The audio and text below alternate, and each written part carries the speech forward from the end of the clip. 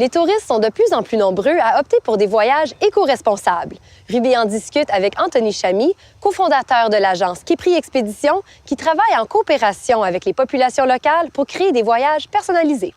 Notre définition d'écotourisme, c'est la balance entre l'environnement, mais aussi le côté socio-culturel et le côté économique du pays.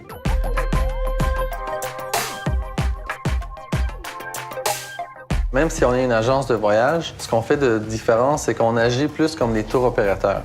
Nous, ce qu'on va faire, c'est on va faire affaire directement avec les restaurants, avec les guides locaux, avec les compagnies de transport, et donc construire l'itinéraire, le concevoir et l'exécuter nous-mêmes, tout à l'interne. Donc, ça nous donne plus de travail, mais on trouve ça beaucoup plus amusant de concevoir un itinéraire basé sur les besoins du voyageur, mais encore plus que ça, c'est de proposer des idées que les voyageurs ne savaient pas étaient possibles en voyage.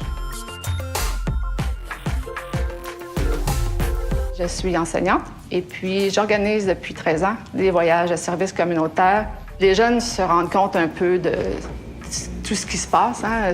Tu voyages, tu vas dans un 5 étoiles.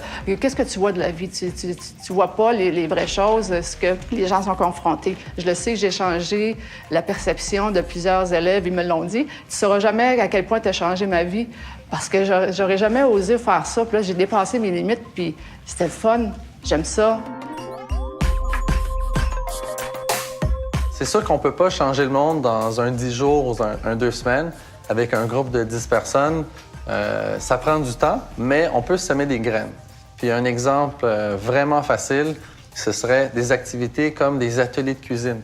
Donc, d'aller dans un orphelinat et de cuisiner avec des jeunes et de partager le repas avec eux. Je travaille avec Képri depuis 4 ans parce que je sais qu'ils vont prendre en considération ce que je veux et combien ils font attention aussi aux endroits où ils vont. Si on peut prendre le transport en commun, on va le prendre. Donc, on pense à la planète en même temps et c'est un côté que j'aime beaucoup. Tous les voyageurs ou toutes les personnes qui sont déjà habituées de travailler avec l'agence qui leur dessert depuis plusieurs années, ils ne veulent pas nécessairement changer leur agent de voyage. Puis ça, je peux le comprendre. Justement, à cause qu'on agit plus comme des tours opérateurs, on fait affaire avec d'autres agences. Donc, nous, on agit vraiment juste comme le producteur. Donc, le billet d'avion, les assurances, la facturation, tout peut rester exactement comme ça a été fait l'année passée. C'est juste que le fournisseur, au lieu d'être basé en Bolivie, on va être basé à Montréal avec un Bolivien qui va accompagner le groupe.